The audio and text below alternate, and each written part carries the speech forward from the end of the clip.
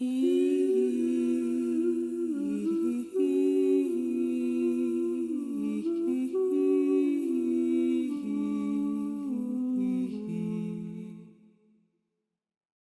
and welcome to Our Waking Dream. I am your host, Coco Swanson. I am a spiritual strategist, a forever seeker. I've been in this field for 30 years, and I bring to you a little morsel each week, around 20 minutes, where I go over a basic astrology theme that's moving through that week or the season that's relevant to right now. And I teach it in a way, ideally, that if you're a beginner or intermediate practitioner in astrology, that you'll be able to understand. I do that in the first half of the show, and I'm always open for feedback. So it's been wonderful to hear from you of what's landing and what I could shift in order to help the astrology part land, because it's like learning a foreign language if it's new to you. The second part of the show is based on the map that astrology is pointing at subconscious programming, the general movement at the subconscious level. I integrate tools, practical tools, rooted in esoteric practices, contemplative practices, energy healing. And I match the astrology to what's going on, right now, with what you can do in your life in order to really anchor in the power of the week versus just be slammed like it's swimming downstream, versus sometimes like trying to paddle upstream is basically what astrology does for me. And I hope it does the same for you. Okay, so this week, the week of December 7th, we've got change in the air. Because last week, so on the 30th, Mercury stationed direct, and before that, just a couple days before that, on the 27th, Saturn stationed direct.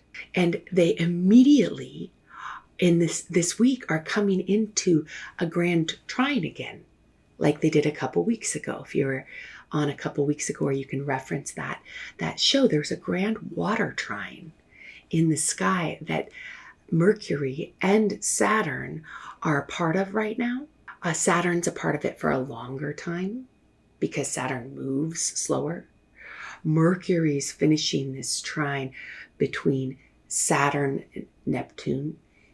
We've got Saturn in Pisces. A trine means everything's in the same element. So it's a water trine because all these planets are in water signs at the same degrees. That's what makes the geometry that makes it so impactful for us. So we've got Saturn and Neptune over there in Pisces. Saturn's direct now. Saturn's forward motion. That's worth celebrating, and I'll talk about it more. Then we've got Jupiter still retrograde over there in Cancer. And so it's still retrograde. So it's still in revision review. And we have Mercury direct up. It's making the other point in the triangle in Scorpio. Water trine. What does that mean? Well, water signs are all about the emotional and subconscious realms. The realms, think if we're feeling fantastic and then we have a conversation, whoever we is, or if we are not feeling fantastic and we try to have a conversation about the same topic, the results will be very, very different. That's looking at the importance of the watery, of the feminine, of the emotional realms that have a substantial amount of magnetic pull. I loved Jim Self, one of my longtime teachers with masteringalchemy.com. I'll provide a link below because he's fantastic. And he taught me right away, thoughts are electric, emotions are magnetic. And if we think of how little energy electricity, say, in a house needs, how little space it needs to function properly, like it's in the walls. We don't need to be focusing on the wiring if the wiring's set. The atmosphere of the house is the that's the emotional, like how do we fill the atmosphere of a house? That's the magnetism of emotions fill up the majority of the space that informs our thoughts.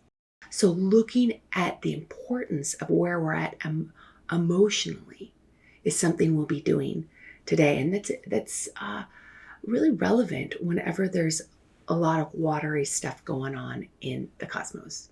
We had this water trine, really the exact thing, except Saturn was retrograde and Mercury was retrograde a couple weeks ago. So this is a similar vibe, except it's not at all, because we got what we needed from the retrogrades. Retrogrades are a time of great revision, especially if we add Saturn. We add the word great because it's been retrograde for months. And it's a really deep restructuring. Have you all heard of Saturn returns? It's when Saturn comes back to where Saturn was when you were born. That's known as this heavy reconstruction time, looking at your life and what structures need to change in order for, you to live your best life. So when Saturn has been retrograde, all of us get this revision time of structures. And it's over months, so it's easy to it's easy to remember that we're in a Mercury retrograde because we all talk about it. And it's obvious because the little communication patterns, they break down. Technology breaks down. Ideas are ready to reconfigure. There's shorter retrogrades, a few weeks. When we talk about Saturn retrograde and any of those outer planets, it's this big movement of that, like when Saturn stations retrograde or direct, it takes days to get used to the shift. It's a real, it's a different feel. And for me, I've really started to be able to feel the nuance of the different planets shifting. It's layered. It's really, there's so many layers going on at once. And there are likewise so many layers going on at once in our human experience. So it's nice that there's astrology creates a container that points to all those layers with such accuracy, at least for me. I'm curious if you're a sensitive person that's made it into 9 minutes of this video, I imagine that you are feeling this too. I'm curious about how. If you're on YouTube, write in the comments how. If you're in on podcasts, write in the review too, or just message me direct. Like, how are you and how does this impact you? So when we're in changing waters, so if something changes from retrograde to direct, and we still have many planets too in that Grand Trine, Jupiter and Neptune, that are retrograde. We're not done with the changes, especially because we just finished that full moon that's just arranging and rearranging. The North Node's in Pisces, so it's just a lot of flow and surrender and change. We still have this Grand Water Trine. So we're in the time of change, but we have a forward momentum for the first time in a good minute. So my curiosity, well, this comes into the awareness practice. Before I jump into the awareness practice, let me add one more astrological piece to this. We have a Grand Water Trine this week. However, we've got a square between Saturn and Mars on the 9th, and we've got an opposition between Mercury and Pluto on the 9th and 10th. So we want to allow for a watery celebration of movement that might not move so fast, that might have surprising change within it. Astrologically, that's indicated. Okay, I think that's enough. That feels like a packed astro little check-in. If you're a beginner, you just let it wash over you and see what you get each time. Practice number 1 I suggest is observation.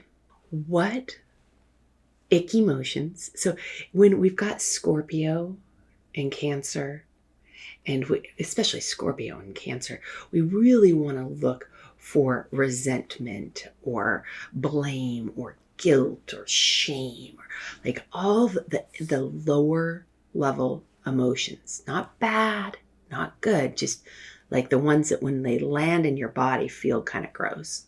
What lower level emotions and there's narratives and experiences associated with them have changed in the last 2 weeks? That's a simple window. 2 weeks change in the ick emotions that you were feeling a couple weeks ago.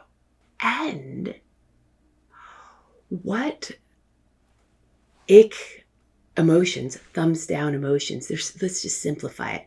What feels gross still? And who do you blame for it? That's your entrance into this week. That's both the celebration of what's been transformed and what's been released, and the acknowledgement of what you're still carrying. That's the dual-sided practice I suggest, because both what you've released and what you haven't have different indications this week, what you want to do with them. So primarily observing is the first part. I like to observe through my journal. I've got one right here. It's just too big and noisy to pick up. I'd show you. I write my stuff down and I let it move through me. And I observe through a lens. I have a great journal time every morning that I observe. It's like my early morning window that is a time where I really look in and I look at what themes I'm carrying. And so observation can happen through writing. It can happen through conversation. It can happen through quiet contemplation. It usually doesn't happen when I'm scrolling or on my digital devices or like ruminating about why I don't like somebody or how they did something wrong. So the atmosphere of observation you build and practice. The second practice I suggest is on practicing feeling without analysis. That's something that takes practice. I've been doing this for 30 years and I start feeling and then I'm like, oh, story. And I wrap around whatever analysis is the easiest way. My brain starts analyzing the feelings. Well, that's fine. But if we think that emotions are more magnetic, we want to clear the emotions before engaging in thoughts, unless we want to re-engage with the thoughts that are governed by those icky emotions. Does that make sense? So we want to feel the feels and practice feeling the feels. So to do that, one, you have to build the awareness skill of what am I feeling and what am I thinking at any moment? What am I thinking and how am I feeling? And if in any moment, and this I suggest at the beginning, it's like you take breaks. Like this is my emotional check-in break. It's even in your calendar if it's not new for you, because it's easy to deprioritize things that are new. So we sit with the energy. We sit with the emotion. And then we feel. And that's it. I mean, that's it. However, my gosh, is that easier said than done? So who are your buddies? Who are you listening to this with? Who are you dialoguing with about your inner environment?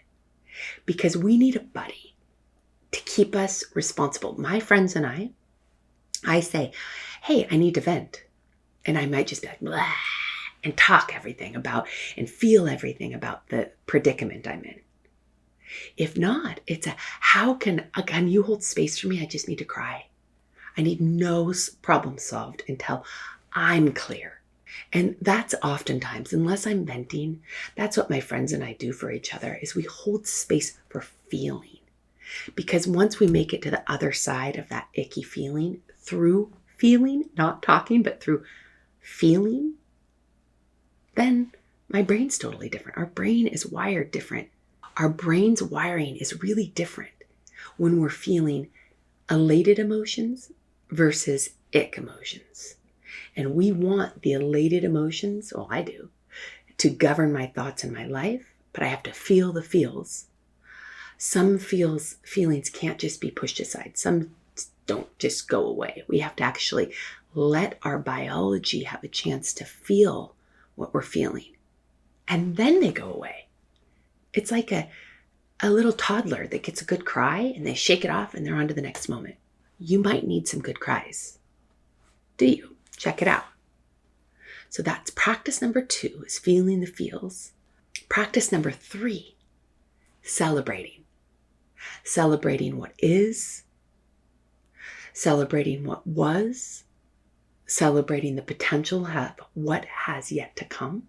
And doing so, I'm only able to embrace that which I accept.